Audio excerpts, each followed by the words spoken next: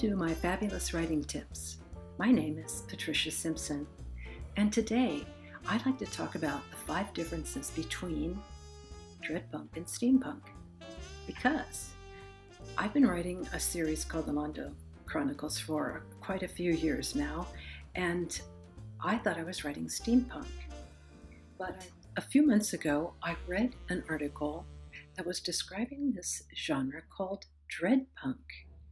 And I said to myself, oh my gosh, everything in this article is what I'm writing. And I'd never even heard of Dreadpunk. I was not writing steampunk. Boy, was I wrong. So I'm hoping the 5 differences that I'm going to talk about today will help you if you are not sure what you're writing. So there are some similarities between these two genres. One, they're both set in some kind of fantasy world, and they're usually set around a fictional London or UK setting, and in the 1800s, the latter part of the 1800s. But there, the similarities end. The first difference is the elements of these stories themselves. It's Gothic versus technologic. So steampunk is based on technology, contraptions, and magic.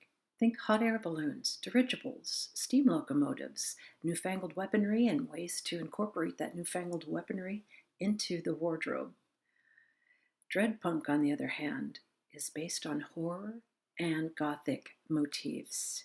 Think Cloak and Dagger, Jack the Ripper, back alley surgeons, and creatures of the night. In the Londo Chronicles, I've even thrown in some dystopian tropes for good measure, such as an overbearing oligarchy, curfews, ration cards, and restrictive social mores. Hey, when I go dark, I really go dark. The second difference is the mood.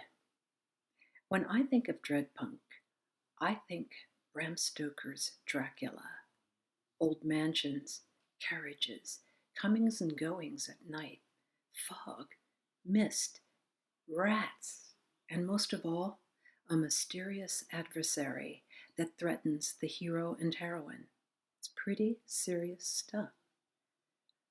When I think of steampunk, I think of Jules Verne and 20,000 Leagues Under the Sea. Jules had a knack for describing a future world that in many ways has come to pass. His books are full of newfangled machines and forward-thinking protagonists who aren't afraid to go where no man has gone before. Inventions, banter, wisecracks, and lots of daring do are in these stories. Steampunk goes a step farther than Jules Verne, though, by adding a feisty heroine who can swear and wear trousers if trousers are required. The third difference is the type of clothing in each of these genres. Now, Dreadpunk style is based on Edwardian fashion, and it's full of rich fabric and an attention to detail for those wealthy enough in my series to enjoy such clothing. For those lucky enough to afford it in the Londo Chronicles, the characters are all about style. Velvet and netting, metal studs down their trousers, satin stripes, diamond pins, shining hats, and lots of feathers.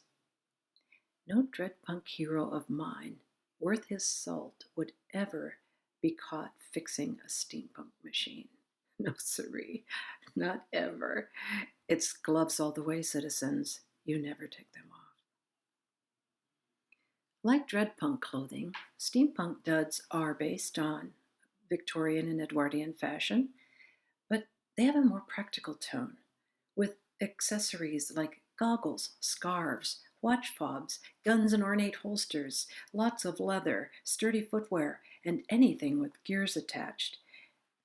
The fourth difference is the society these characters live in. Now, there are some things a Dreadpunk character won't do. Violate etiquette for one, unless you're a feisty heroine. Buck the system for another. Well, unless you're a feisty heroine. or venture out alone at night, unless you're a feisty heroine and desperate.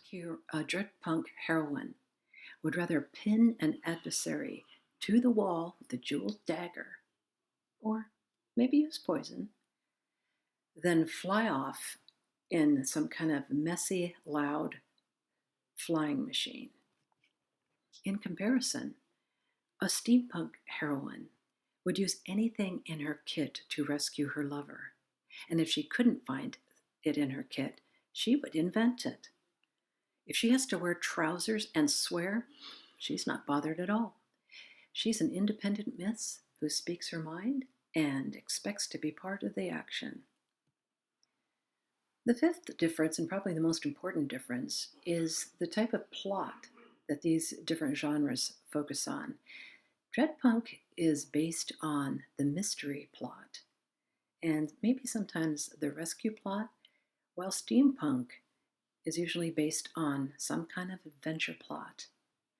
Think of Dreadpunk as your characters going through the dark shadows and finally putting a stake in that vampire's heart. While steampunk is all about flying off in a dirigible to Paris to rescue Jean Valjean. Well, that might not really ever happen, but you get my drift. So, although I love technology and inventive people and women who aren't afraid of trousers, I love the Gothic novel more. In fact, most of the books I have written over the years have some kind of Gothic sense about them.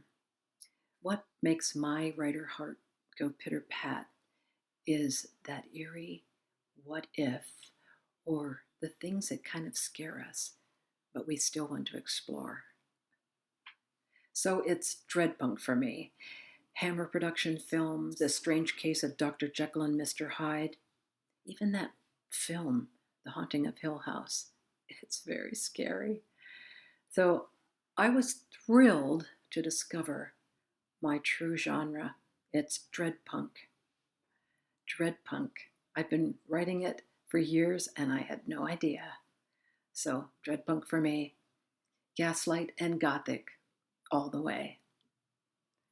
I hope you've enjoyed this episode about the differences between Dreadpunk and Steampunk, and that maybe this will help you in your own writing. So stay tuned for my next fabulous writing tip at a podcast near you. Thanks for listening.